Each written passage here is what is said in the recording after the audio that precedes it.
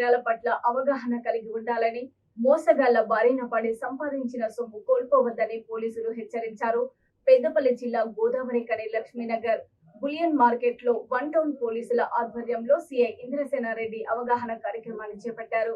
పెరుగుతున్న సాంకేతిక పరిజ్ఞానాన్ని అందిపుచ్చుకొని సైబర్ నేరగాళ్లు అమాయకులను మోసం చేస్తున్నారని ఆయన తెలిపారు.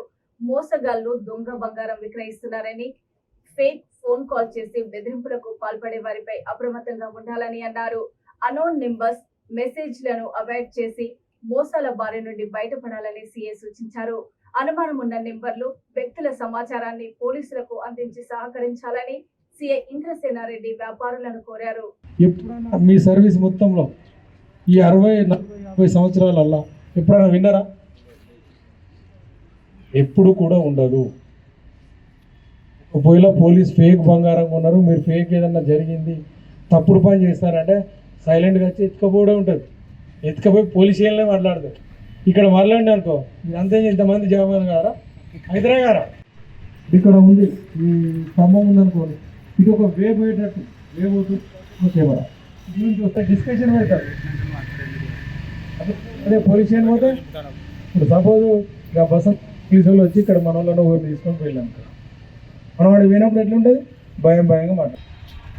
కాబట్టి అంతే ఉంటుంది తప్ప మీరెవ్వరు కూడా ఇట్లాంటి వాటికి నమ్మొద్దు, ఇలాంటి వాటికి మోసపోవద్దు. మీరు కష్టపడి సంపాదించుకుంటున్నారు, ఆ కష్టపడ్డది. అందరికీ నమస్కారం.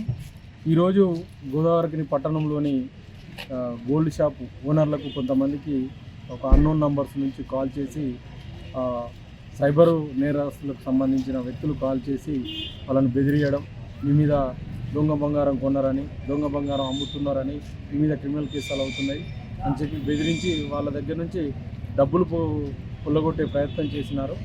వాళ్ళందరూ కూడా అలర్ట్ అయ్యి మన పోలీస్కి ఇన్ఫర్మేషన్ ఇవ్వడంతో ఈరోజు గోల్డ్ షాపు వాళ్ళందరితో ఇక్కడ చిన్న మీటింగ్ కండక్ట్ చేసి ఈ సైబర్ నేరాలకు సంబంధించి అవగాహన కల్పించడం జరిగింది. ప్రతి ఒక్కరికి తెలియజేయనేది ఒకటే, ఎటువంటి అన్నోన్ కాల్స్ కానీ రెస్పాండ్ కావద్దు.